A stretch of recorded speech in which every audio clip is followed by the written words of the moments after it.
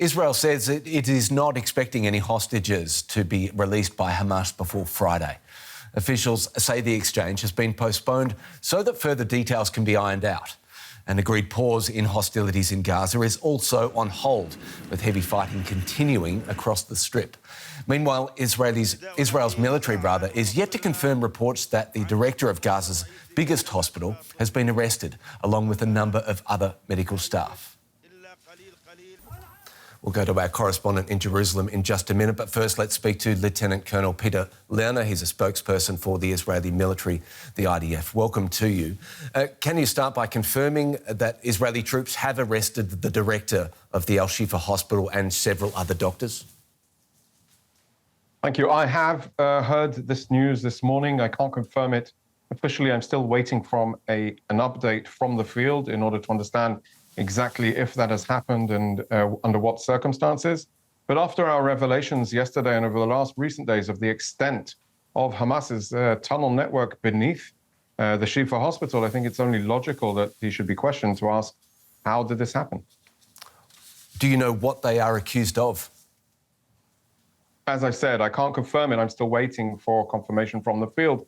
I'm just speaking logically. There needs to be some questions asked after he denied it extensively, and what we revealed yesterday. I'm sure that DW is showing the extensive footage of the extent of the terrorist tunnels that exist beneath Shifa Hospital and used by Hamas. So I think we need some questions.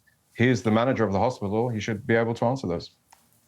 So we can say clearly that you are claiming that hospital staff knew about the extent of the network and concealed it from the public.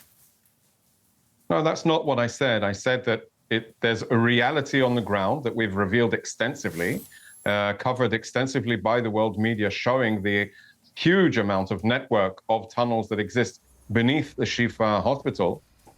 He should definitely be questioned in order to answer what exactly he knew and what he didn't know. I mean, I'm not saying that he's been charged. I'm not saying that he's been arrested. As I said before, we're still waiting for that confirmation from the field. But just logically, it makes sense, that he answers some questions.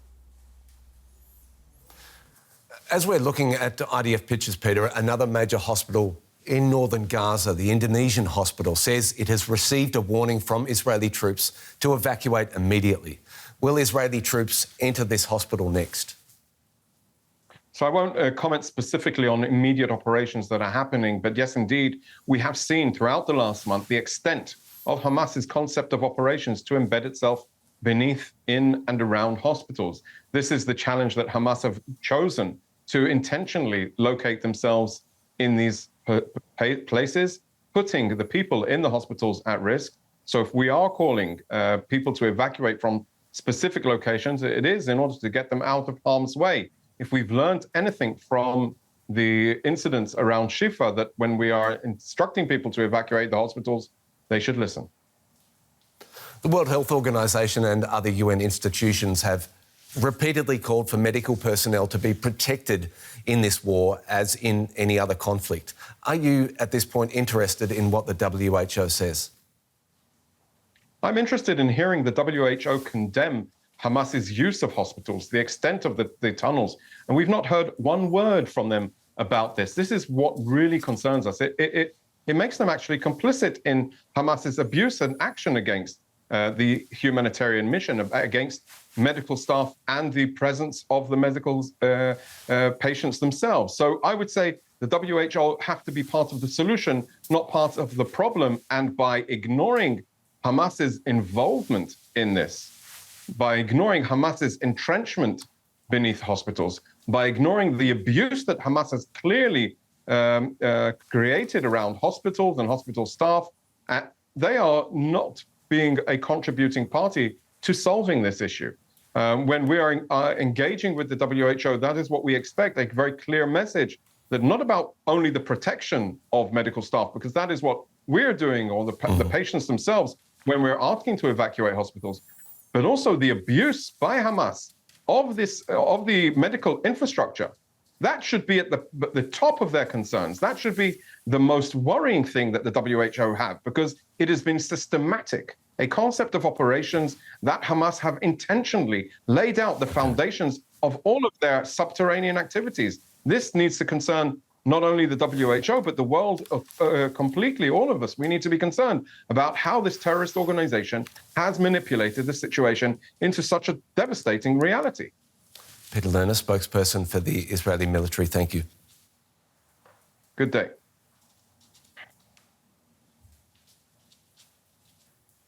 We can now speak to Marina Miron. She's a military analyst at King's College London. Marina, are there any signs at this point the Israeli military have started to move back from positions inside of Gaza, or does it appear that they are keeping the pressure on Hamas as the clock ticks down to an expected truce? Good day, Anthony. Well, at this point, it seems like the operation is still in full swing because, as we have heard, the exchange of hostages will be postponed at least until tomorrow. Therefore, the military operation is continuing as before. And as a matter of fact, according to some reports, we have seen some of the fiercest fighting going on right now. The Israelis have previously rejected calls for a truce, Marina, claiming it would benefit Hamas. What can Hamas really do inside of 4 days? Is that going to be enough for them when they're backed into the corner that they are now? Can they exploit a truce in any way to their own advantage?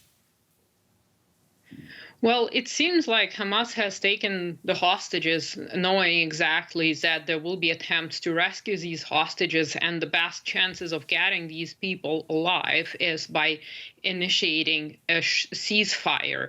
And Israel has promised to extend the ceasefire by 24 hours for each additional 10 hostages released. So we have to do the math here. If Hamas releases 50 hostages now, they still have some 200 hostages that they can use to barter for time and to get more time in order to regroup and recover. And 4 days might seem like little time. However, from a military perspective, at the tactical level, the clock is ticking much faster. And that might just be enough time for Hamas to relocate, to regroup and recover, to get new supplies in and whatever they need in order to strengthen their position. Therefore, even 4 days can benefit Hamas. And conversely, for the Israeli military, now the campaign has been highly kinetic. Stopping for 4 days might risk losing the momentum. Do we know how much is left of Hamas militarily at this point? I don't think that we have a very clear estimate. We have seen reports that some high-level military commanders have been eliminated. However, it's very difficult to say how many fighters are left. That being said, we also have to bear in mind that because of the ongoing campaign and because of its brutality, it might push people to join Hamas. Hamas is doing a very good job of using the fact that Israel is responding with so much force in order to attract more supporters for its cause. Therefore, it seems like for a few Hamas fighters that Israel eliminates, there will be 10 or 20 more joining the cause. So it is a very difficult situation, and any estimates at this stage might not reveal the real picture of what is happening. Marina, from a military point of view, how complex is the exchange of hostages and prisoners? Well, it is complex from the perspective that you have to pause your operations, keeping your troops in those positions. And you also have to understand that there is not as much trust as one might think, even if other countries are mediating this prisoner exchange and hostages exchange. So therefore, for the military, they are still waiting there and thinking that Hamas might break the ceasefire any minute. So they have to be ready for the threat on the one hand. On the other hand is, how long does the ceasefire last? Will Israel extend the ceasefire, and will the military have to redo what it's been doing in order to regain the momentum? How will the military operation look after that, after Hamas had the time to relocate? The other aspect of this is, of course, releasing 50 hostages means that there is less risk, or one would assume there is less risk that whatever military action is taken, that the hostages might be harmed. However, we're still talking about 200 plus people being held by Hamas. So if all hostages were released, it would certainly make the military operation easier for Israel, but it is not the case. Marina Miron, military analyst at King's College London. Thank you. Thank you for having me. Well, our reporter Mohammed Khut has been near the Nasser hospital in Khan Yunis, asking people what they thought of the deal. The 4-day pause is simply not enough. We want something long-term. We want stability. We can't be in a state of rushing away with our belongings, leaving our homes, and being constantly running. We are tired. We are tired. We want a permanent ceasefire. We don't want a war. We don't want anything else. We just want to stay in our homes, even if we have to eat sand. We can't bear this misery any longer. It's too much. I need to see a psychologist because of this. It's an absolute injustice. Our children are displaced, our entire lives displaced. Is this acceptable? Who is listening to us? To the UN, I say, have mercy on what we are going through. It's enough. We are fed up. In my opinion, the 4-day pause is not enough. We want a permanent truce. We are fed up of wars. We are exhausted. We can't be at war forever. No one could ever imagine what we are going through. It's extremely difficult. 4 days are not enough. To those who negotiated the pause, what's 4 days? We are going into the 2nd month of the war. It's not enough. We want a permanent end to all this. We are not happy with this ceasefire. We want a longer, more permanent one. We don't want to hear bombing or screaming. We don't want to hear, we have lost a child, I have lost my husband. We don't like this ceasefire. We want all people in the north to go back and find stability. We don't want to live in fear. It's enough. We want to go home. Enough. Everyone should be able to look after his business, to get back to their lives. To Jerusalem now, and our special correspondent there, Aya Ibrahim. Aya, the hostage release is now not expected to begin before Friday. Why the delay?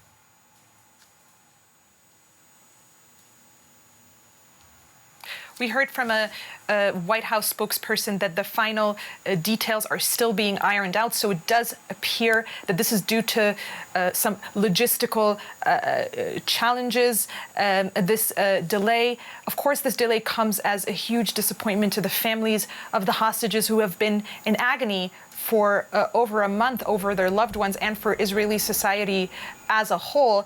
At the same time, we've been told by officials and experts ever since this hostage deal came into play that there are a lot of moving parts, and it's not over until it's really over. Even when the deal hopefully starts being implemented, we won't see all of the hostages coming home, all 50 hostages coming home at the same time. They will be released in batches over a number of days. And even then, once we reach that process, hopefully there could still be disruptions. So everyone's holding their breaths here in Israel, but they also know that, we're by no means, this is by no means over. How important is this deal? What's at stake here for both Israeli government and Hamas? The deal is crucial for the Israeli government, which has come under huge pressure over the past 6 weeks or so for its perceived inaction to bring back the hostages to their families. We saw protests just over the weekend. We saw a huge march, thousands who walked from Tel Aviv to Jerusalem to call on their government to do more to bring the hostages back. And so this really, the Israeli government really needs this to calm down the people who are just absolutely infuriated at how long it has taken to bring back the hostages. For Hamas, this could be an opportunity to regroup and recalibrate. That's certainly the criticism that's been mounted against this hostage deal by some right-wing members of the government, a small minority, but a very vocal minority nonetheless. There are also the people of Gaza who really stand to benefit from the ceasefire after we're now in the 2nd month of nonstop bombardment. The humanitarian situation is by all accounts catastrophic. And with the ceasefire, there will also be more aid flowing into the Strip, much needed aid for the civilians in Gaza. What, if anything, do we know about the people involved in this exchange? Well, the 50 Israeli hostages, women and children are going to be released. We don't have their names yet, which is, of course, causing a lot of anticipation and anxiety among hostages, their families here in Israel. A part of the deal will also be the release of 150 Palestinians in Israeli prisons. Israel has said it will not be releasing any convicted murderers as part of this exchange deal, but there will be people that have, minor offenses like arson or throwing rocks or attacking a policeman. Not quite, these are still violent crimes, but no murderers will be released. We know that the majority of the Palestinians that will be released are between the ages of 16 and 18, so these are still considered children according to the UN. DW Special Correspondent Ibrahim in Jerusalem. Thank you. I'm joined now by Salim Ofis, a communications officer from UNICEF's Middle East office. Salim, welcome. As we just heard, the people in Gaza, they're tired and they do not think a truce of 4 days will be enough. What do you think? Will aid organisations realistically be able to achieve anything meaningful in such a short period of time?